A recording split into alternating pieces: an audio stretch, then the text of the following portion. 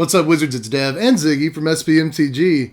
Sexy magic talk with cute boys. And you know what? All of the cold ham is out of the freezer. Kaldheim is 100% previewed at this point, and so begins the process of figuring out which cards from the set are actually good and which ones are terrible. But as part of that process, as usual, cards are bound to fall through the cracks and fall under the radar, and that's where I do my best work. So today, sit back, pop a cold one open, and we'll talk about the top 10 sleepers in Kaldheim. You get it, cold one? Because there's like snow.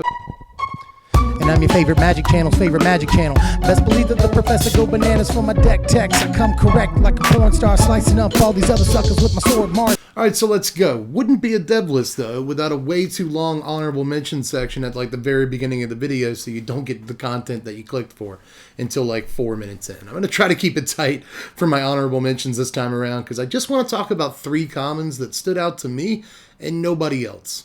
And those commons are Frost Augur, Doomscar Titan, and Vault Robber this time around. I am shocked I haven't seen more people talk about Frost Augur. This is a perfect 1-drop for the snow decks, and those decks need a 1-drop. I mean, a 1-mana creature that draws cards for 1 extra mana at a time seems pretty good to me. Starting somewhere in the mid-game, you'll have an extra mana laying around on most turns. You start outdrawing your opponent, and 1-drops that draw cards are typically, historically, really, really good, even if you have to pump 1 measly mana into it. Still seems like a good card to me, and I'm kind of surprised it's gone largely unnoticed, but Doomscar Titan is more sensible. Obviously, this card's a little easier to miss than Frost Augur because it looks like garbage when you first read it, but it's doing a kind of impression of Flamekin Zealot, a card that's been important for engineering 1-turn kills in multiple decks over the years. So I wouldn't be surprised if Doomscar saw a little bit of play, but exactly the right combo deck has to come along for that to happen. Now, Vault Robber, pretty impressive looking card to me. It's just 2 mana for a 1/3, which is decent stats in the early game, blocks well against aggro and can't get stomped or shocked or whatever, so that's kind of important. And starting relatively early, this can just get you extra mana and be red ramp. I like that Wizards seems to be experimenting a little bit more in this set with what red can do as far as ramp. We saw Open the Omen paths and multiple, treasure strategies. So not only does this go in the treasure decks, the dwarf tribal decks that probably have treasure as a secondary or tertiary theme, but this could also go in like red-black escape decks, because if you play things like Mire Trident, Timur Calls the Dead or whatever, it shouldn't be hard to convert that into extra mana. And I'm seeing play lines where you play like Vault Robber on turn 2 into a turn 3 Mire Trident, mill a creature into your yard, and then, play a land, get a treasure token, and then you have enough mana for another Mire Trident or a Heartless Act or something. You could even say Vault Robber on 2, Timurid Calls the Dead on 3, mill a creature into your yard, get a 2/2 zombie, take another creature with Vault Robber, turn it into a treasure, and then you have enough mana for like a Blood Chief's Thirst or something. So there's a lot of cool play lines even early in the game with Vault Robber that I think might really be good in these red-black decks. But let's just also point out that Rogues is in the format milling your library for you, so you can convert your stuff in the graveyard into just basically ramp. That seems good to me too. So Vault Robber, I think, is going under a lot of people's radar, and I think that's a mistake. But anyway, let's get to the real list here. I hope that didn't take 7 to 12 minutes like it usually does. But let's go ahead and start on number 10 here, which is not only one of my favorite of these legendary uncommon creatures that we saw in this set, but also one of the ones that's been most overlooked. It's Carter the Doom Scourge. This thing costs 4 mana. It's a 4/3 legendary demon berserker. And when it ETBs, creatures your opponents control have to attack next turn if they're able to. But it also says that whenever an attacking creature dies, you drain for a point, which is good for all kinds of reasons. You might be able to screw your opponent into a weird attack step, or conversely, and where I think I'm more interested in this card, is if you play it onto a board full of creatures you want to attack with, but might die, right? You can get various dies triggers on your creatures. Maybe you got a Bastion of Remembrance in play, or you just have creatures that have dies triggers on them, like Serrated Scorpion or whatever. And you just send them in. If they deal damage, fine. If they don't, and they end up dying in combat or whatever, then you get a ton of damage off of them. And you've got an untapped 4/3 in play, daring your opponent to attack. Oh, wait, they have to. So even if Carter just trades with something on your opponent's side of the table, it can usually trade up or at least at parity. in most cases, and end up getting you another drain. So I really do like this card. It's no Mayhem Devil, it's no Judith or anything like that, but it does kind of remind me of cards like that, and if you drop it onto the right battlefield, it can have some real value the turn it enters play, and you can really engineer some funky situations where you leave some of your creatures untapped to block what you know is going to be attacking you next turn. Again, screw your opponent into weird attack patterns. And you can go ahead and swing with what creatures can swing, and if they do die, that's totally fine. So I kind of like some of the decisions this is going to lead to. And again, on a big enough board state, this just effectively guarantees a bunch of damage. It can also, before I finish up on this card, you can also do really cool stuff with it. Like, when creatures get blocked but wouldn't die, you can sacrifice them to like a Woe Strider during your combat step. Well, they're attacking creatures and they died, so you get a drain off of them when normally they wouldn't have done any damage. So sometimes you can push through extra damage that way. And of course, when your opponent attacks, if you have open mana, you don't even have to block the creatures. If you have removal spells, kill them with removal spells, an attacking creature died, you still get the drains. So there's a lot of really cool stuff about Carter, and I think we should analyze this card a little bit more. But let's get to number 9, which is the first saga on the list, but it won't be the last saga on the list. I can tell you that. I mean, there were, 600 sagas in this set? I think that's the correct number. And so with so many playable-looking sagas that people are buzzing about, it's easy to miss a couple. And I think one of the most missable of the whole cycle was Forging the Tyrite Sword. It's easy to read this card and not really think that it's much at first glance, but it's 3 mana for a saga. It uses Boros colors, and on chapters 1 and 2 it creates a treasure token, and on chapter 3 you tutor your library for either Halvar, this dude, or just any equipment card that you want to put in your hand shelf of your library. Not really a bad card. I mean, the tutor effect on turn 5 or later, depending on when you play it, is okay. Go get that Ember Cleave or that Halvar, whatever you need to finish the game off could work. Maybe you go get a Shadow Spear. That could be good in certain situations on certain board states. So a lot of cool stuff the card can do on Chapter 3, but I'm actually way more interested in the first 2 chapters that create treasure tokens, because this is effectively just Boros ramp. Play this on turn 3, and it may not affect the board too much that turn, but starting on the next turn, you'll get another treasure token. That'll be turn 4, so you'll have 6 mana on turn 4, which previously unheard of for red and white. I mean, Boros is usually an aggro color, obviously, but there are plenty of Boros decks that you might want to build right now, or maybe Mardu or Jeskai decks that could incorporate this card as ramp and use the treasure token in any number of ways, and of course use the ability to go get an equipment pretty well too, or just go grab Halvar, which is a win condition in and of itself. So I kind of like a lot about this card, but the biggest factor of it is Boros ramp, and you just don't get to see that every day. Now, my number 8 is a piece of removal that hasn't been getting a lot of attention in a set full of good removal, and that's probably why. I mean, I say a set full of good removal. There wasn't any stellar removal. We didn't get a Heartless Act or a Blood Chief's Thirst in this set, but there were some really interesting removal spells that people talked about, like Raven Form, Divine Gambit, and stuff like that. But no, I think one of my favorite pieces of removal in the set is actually Bind the Monster. This is just 1 blue mana, and it taps down the creature when it enters the battlefield. But, however, the creature does damage to you equal to its power. But it also doesn't untap during its controller's untap step. So we get one of these perma-freeze effects on an aura. But the creature's going to deal a little bit of damage to you when you play it. That's usually worth it, right? Because a lot of these tappers, you have to wait until the creature attacks you anyway, so you'll have to take the damage one way or the other, right? But this just costs 1 blue mana, the absolute least it could possibly cost without being free. And for 1 blue, that's actually a really, really good effect. Again, you kind of don't care. You kind of don't care that 9 times out of 10, well, 10 times out of 10, it's going to deal the damage to you when it ETBs. What you care about is the extremely low casting cost on this. Just 1 mana, I'm not going to call it like, the blue swords to plowshares. I've seen people call it that, but I will call it a solid card for just 1 mana. And unlike Bubble Snare, you'll never have to pay 4 mana for this effect. You can play it during your turn and still have mana open to do other stuff or counter spells, draw cards, or whatever. So just 1 blue mana for a pretty solid blue piece of removal. I am in. Now, number 7 kind of starts a run of snow cards, but don't worry, the whole video is not going to be snow cards, I promise. But I do want to point out Graven Lore to kind of start the snowman that will be the next few cards. Now, Graven Lore is 5 mana for an instant that draws 3 cards, but here's the thing. You also, before you draw the cards, scry X, where X is the number of snow mana.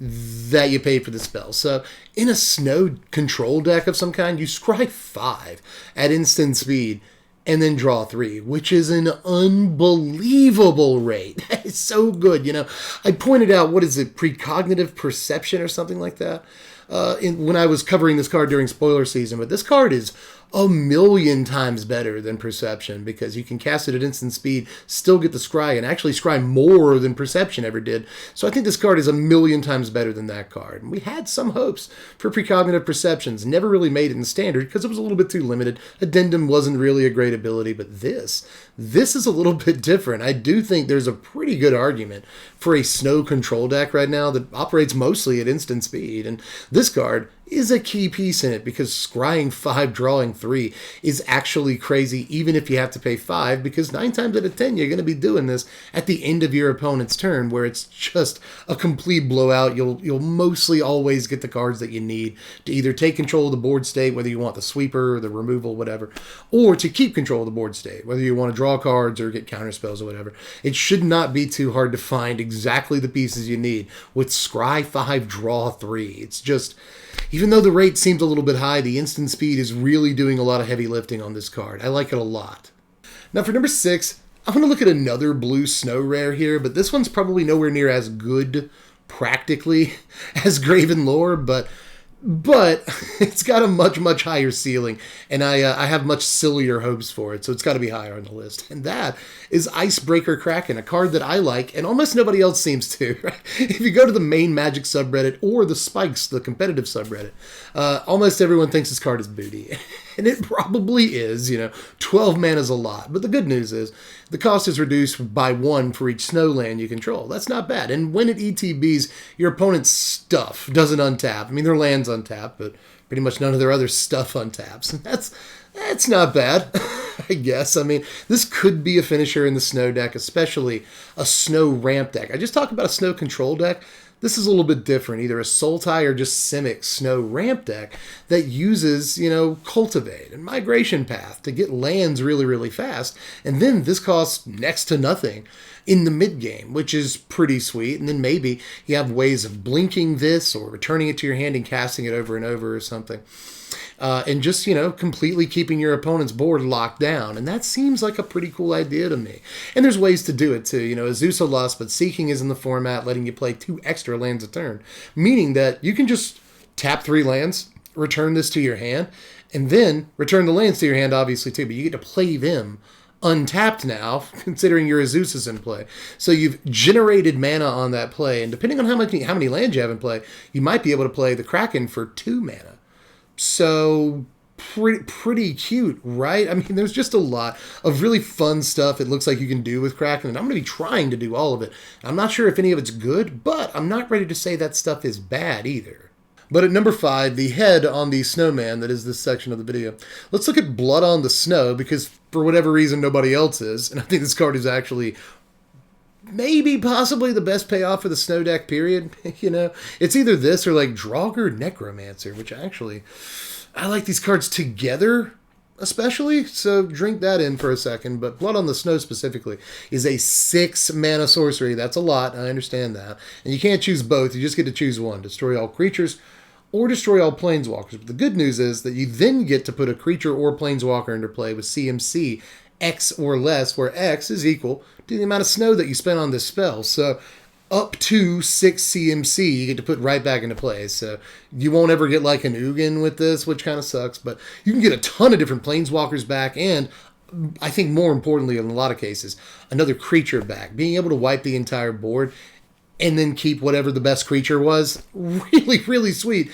and is usually worth 6 mana, I think. I mean, we played 6 mana sorceries recently in this environment. We played Casualties of War, which is a much better card than this in most cases. But, sometimes this is going to blow up more permanents than Casualties of War and leave you with the only person with a thing on the board. So I think it's going to be worth 6 mana a good bit of the time. And in that like Sultai ramp snow deck that I was just talking about, this could be a really sweet card. Although it's never going to return an Icebreaker Kraken from your graveyard, but still, this could be a really sweet finisher or just conversion tool to get into the mid or late game for those snow decks. I really like this card a lot, despite the high casting cost. I think it could leave you with a ridiculous board state if you do the right things with it. But we're at number 4 now, so let's talk about Port of Carfell, a card that I really like. It might actually be my favorite of all of these uncommon lands, and a lot of them look really, really good. There are multiple of them that I really like, but this one I keep coming back to it. You know, at instant speed, this one doesn't have the sorcery restriction. At instant speed, you can grab a creature out of your yard, put it into play tapped, which means you can't ambush your opponent during their combat step or anything, but you can play a really good creature out of your yard at the end of their turn, which seems, I don't know, like unbelievable to me in the long game. No matter what you end up getting out, you know, you might just get out like a 4/4 or something, or you might just reanimate the biggest creature in Standard, and, you know, you can relive the glory days of Solar Flare, the Esper Reanimator deck that was so good forever ago and remains one of my favorite decks. This might actually be like one of the better pieces for Solar Flare I've seen in a while, just because it goes so well into a control shell, but it's also an important reanimator piece. And whether you're getting a huge thing or just like a Skyclave Apparition, this could be a really good card in the late game. So I don't have a lot of like crazy tech to point out with the card. I just want to point out that the card is really solid and like no one cares. But we're in the top 3 now, y'all, so things are getting serious. Let's look at Emmersterm Predator. I told you it was going to be on the sleepers list during preview season. I don't lie to you. It's a 4-mana 3/3 flyer. Not the best stats in the world, but whenever it becomes tapped, you exile a card from a graveyard and put a counter on it. +1/+1 counter. And there's more. You can sacrifice a creature to give it indestructible until end of turn.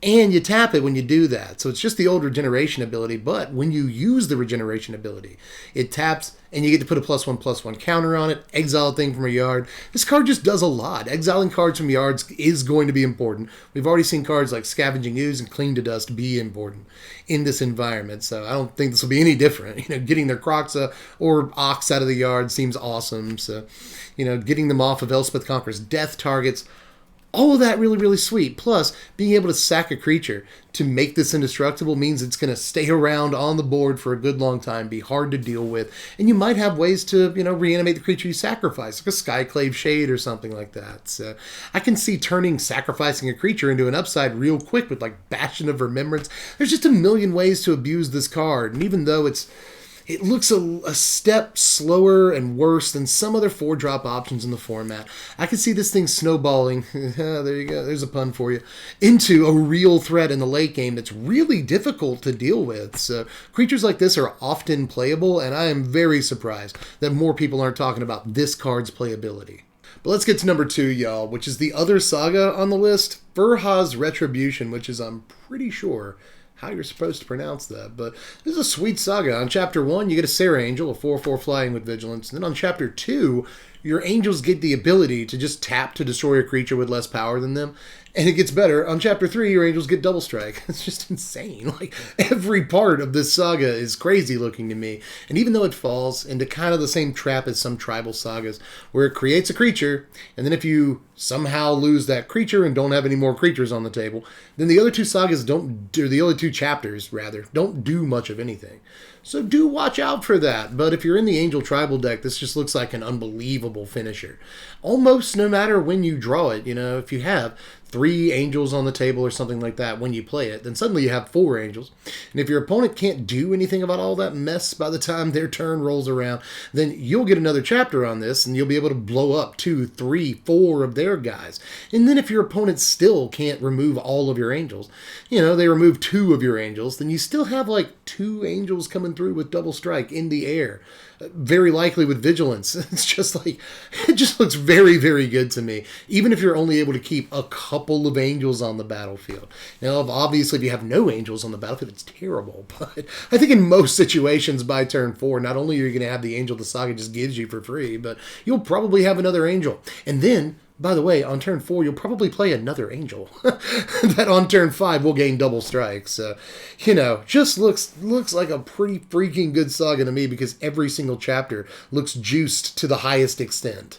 But we finally made it to the end, y'all. And speaking of angels, my number 1 sleeper in all of Kaldheim is easily Starnheim Unleashed. Some people talked about this card the first day that it was previewed, and then no one ever talked about it. Do you remember this card's in the set? Because it is, and it's really, really good. Just like our last card, just like Verha's Retribution. It's 4 mana for a Serra Angel. We've already talked about that being a decent rate, so I won't revisit that too much. Really, where the power of this card lies is in its versatility. One of the ways you can play this card is by foretelling it on turn 2, and then getting a 4/4 Flying Vigilance on turn 3. How would you like a turn 3 Serra Angel? That seems pretty good, but you can also foretell this on 2, and then on turn 5 you get 2 4/4 Flying Vigilance dudes, which is pretty good on turn 5, too. Not a bad rate to effectively Emeria's Call on turn 5. Of course, if you have enough mana for an Emeria's Call, 7 mana, that's 3 4/4 Flying Vigilance Angels, which should be really, really good, especially if you can follow that up with a Verha's Retribution. You know, and then the next turn you just start killing stuff, and then you start double striking after that. Just like, a lot of these Angels cards look really, really good to me. And I'm amazed that even though there are some people talking about building the casual, you know, Angels decks, I think that too many people are convinced that it's a casual Angels deck, and not, like, the good-looking thing I think it might actually turn out to be. Angels looks fairly solid, mostly because of cards like the last couple of cards that we've covered, but this in particular looks like a very strong piece for the Angels deck. And, you know, I mean, I looked on Scryfall before I started this video, and there are like 19 playable creatures with the type Angel in Standard, not to mention cards that make Angels like this and Verha's Retribution and Emeria's Call. So it shouldn't be too hard to make, you know, 24, 26, 28 Angel creatures or cards that create Angels in your Angels deck. So I think that the Angels deck is actually looking solid at most points on the curve, even. Let me venture far out on a limb and say that. And actually, like, it can do some really powerful stuff, especially in the mid-game. So I'm looking forward to that deck, and Starnheim Unleashed is a big part of that, because I think it's going to be one of the most powerful cards in the whole list. But that's all I got in terms of sleepers, because honestly, there were a lot of cards in this set that have been analyzed to the moon and back already, right? Like, a lot of eyes on this set. We're all very much ready for a new batch of Magic cards at this point, because Standard's nice and stale at this moment in time. So a lot of people are going crazy over this set, trying to figure out what cards actually fit into Standard. So it was kind of tough in a lot of ways to pick 10 cards that had gone under the radar. But I think we pulled it off this time around. But if there's anything even sleepery-er that you think maybe we missed, hit me up and down there in the comments section. Let me know how you felt about it. And, like, any picks that I actually made for the list, let me know how you felt. So do all that. Like the videos, sub to the channel. Lots of content coming up. Top 25, rating all the cards in the set, deck techs, all that. So make sure you sub. Even if you're the kind of person that doesn't sub to YouTube channels, I'm often not either, but it would mean a lot to me if you this one time would just click one button for your guy, because I'm trying to get to 150K. We got a long way to go, but we can make it. If you contribute, help me. It costs you nothing. But if you want to help me, and it actually does cost you something, because that way you feel like you get some value, you know? You actually pay for a thing, and then maybe it's worth more. I don't think that's a very good economic philosophy, but, you know, in case paying for a thing actually makes you feel like it's more special, which is usually a grift. But I'm at least going to give you something for it. You check out the Patreon, patreon.com/SBMTG. Link in the description. $1 a month is all I ask. And then you'll be able to vote on what decks we do first in Kaldheim Standard. Our first vote is coming up at the beginning of next week, so you might want to go ahead and get in there.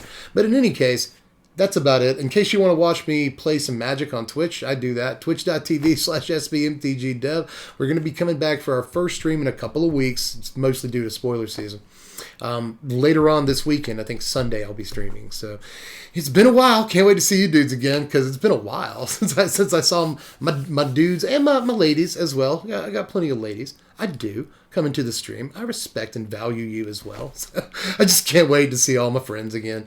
It's been a couple of weeks since we streamed, because spoiler season's been kicking my butt. But we will be back on stream soon. Make sure you follow on Twitch. We just got to 3K followers. Thank you very much. Get us to 5. Help me out with that. But anyway, I'm done. I'm just jabbering on with the self-promotion that I'm really bad at. I apologize for that. I'm terrible at self-promotion because I'm a normal, regular person. I'm not like psychopathic enough to be very, very good at self-promotion. But in any case, I hope you do any of the stuff I asked you to do there. Even if you don't, I'm just glad that you're here and watching the video. I appreciate you, my friend, and I will catch all of you cats later. I'm Dev from The Place. Thanks for watching, my wizards. Spread love and be kind. They say a man who represents himself as a fool for a client. Well, with God as my witness, I am that fool.